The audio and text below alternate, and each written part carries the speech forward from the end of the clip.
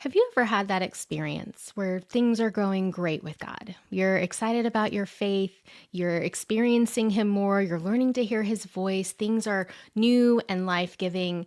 And then all of a sudden, whether it's been days, weeks, or even years, things take a dark turn.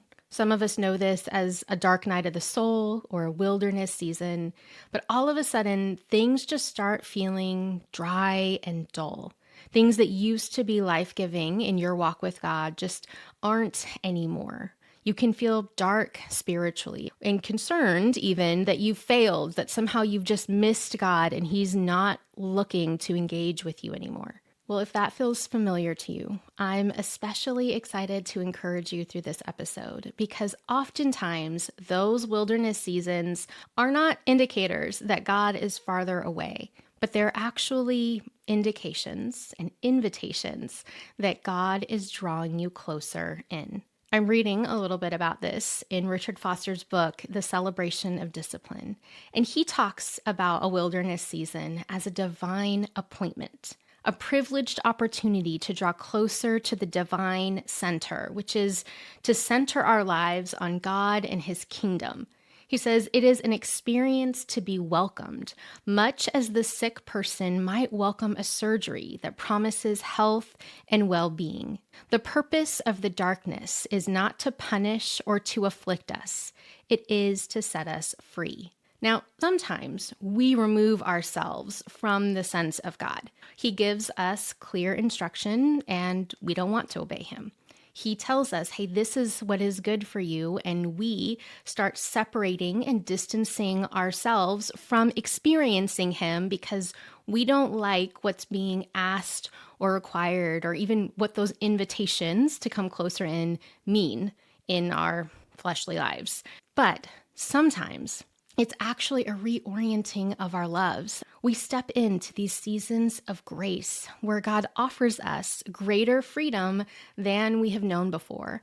And that can come in peeling away, tearing away the things that were comforts, that replace the comfort we received in Him, that invite us to abandon old things that used to give us a false sense of identity, and instead to receive true identity from Him and to trust Him, even when we're not feeling Him in the same way that we used to before, to trust that His word is true and that He is still there with us. Foster says, "Oh then, spiritual soul, when you see your appetites darkened, your inclinations dry and constrained, your faculties incapacitated for any interior exercise, do not be afflicted. Think of this as a grace, since God is freeing you from yourself and taking from you your own activity." See, one of the markers that we can kind of focus on in these heavy, dark seasons is that lack of interest we have in the old activities.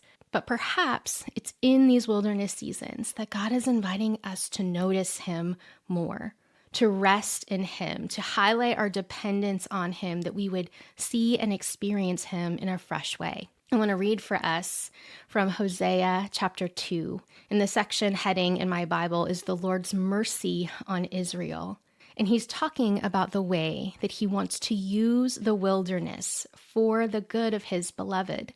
And he says in Hosea 2:14, "Therefore, behold, I will allure her and bring her into the wilderness and speak tenderly to her." Sometimes the break that we need from all of the things that used to fill our cup, that God doesn't want to fill our cup anymore, come because He wants to allure us, because He wants to woo us away to spend time with Him, that He would speak tenderly to us in a way that we would receive and respond to Him differently. In Psalm 139, it talks about how God is everywhere. There's nowhere we can go apart from His Spirit. And it says in verses 11 and 12, "If I say, surely the darkness shall cover me, and the light about me be night, even the darkness is not dark to you. The night is bright as the day, for darkness is as light with you.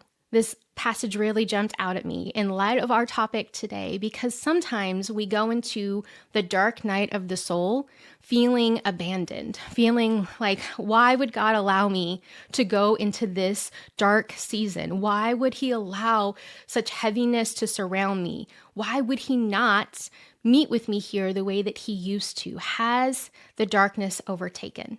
But the darkness is not dark to God. Even in our heavy seasons, even in the wilderness or the dark night of the soul, God still sees you perfectly clear. He sees where you are. He meets you in your needs. He will hold you and care for you as if it was bright as day. And so don't let those circumstances discourage you. Instead, let them prompt curiosity in you for what more God might be inviting you to receive from Him in this season. There's a grace for you to receive more goodness from the Lord, even in circumstances like this. And so here's a question you can take to Him today. God, how might I see spiritual dryness as an invitation from you, not a punishment? Have a good talk.